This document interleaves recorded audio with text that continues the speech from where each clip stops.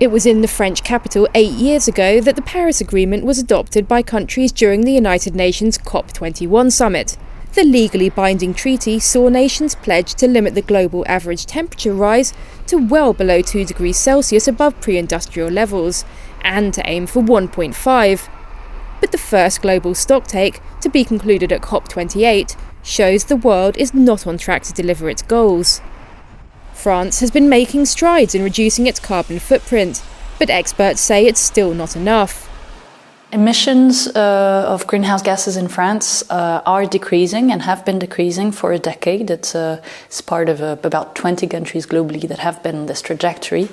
But it's kind of a glass half full situation. Emissions are decreasing, but they're not decreasing as fast as they should if we want to meet our current commitments. France is pledging to achieve net zero carbon emissions by 2050, and in line with EU targets to halve its emissions by 2030 compared with 1990. Working in its favour, France widely uses nuclear power, which is a low-carbon source of energy, and it wants 40% of its electricity to come from green sources by 2030. But it emerged last year that France was one of the only EU member states that missed its renewable energy targets in 2020. Analysts say that French dependence on petrol-fuelled cars is increasing, and that the transition to electric vehicles is too slow.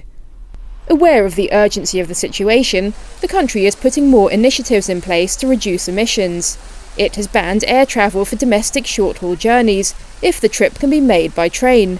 Under the French climate and resilience law, France wants clothes to be sold with labels which reveal their environmental impact. And laws have already been tightened for the real estate sector, so that new buildings must have a lower carbon footprint. Some developers, like Novaxia, see this as an opportunity. It converts existing buildings into low-carbon developments, with measures including rainwater harvesting solutions and green rooftops mandated by the French government, and additional steps including smart meters to monitor water and electricity use. We have many laws which are surpassing the European obligation. So in France, not only we have a carbon intensity and carbon intensity of the electricity consumption which is relatively low thanks to nuclear energy, we also have much more regulation on the real estate sector than at the European level.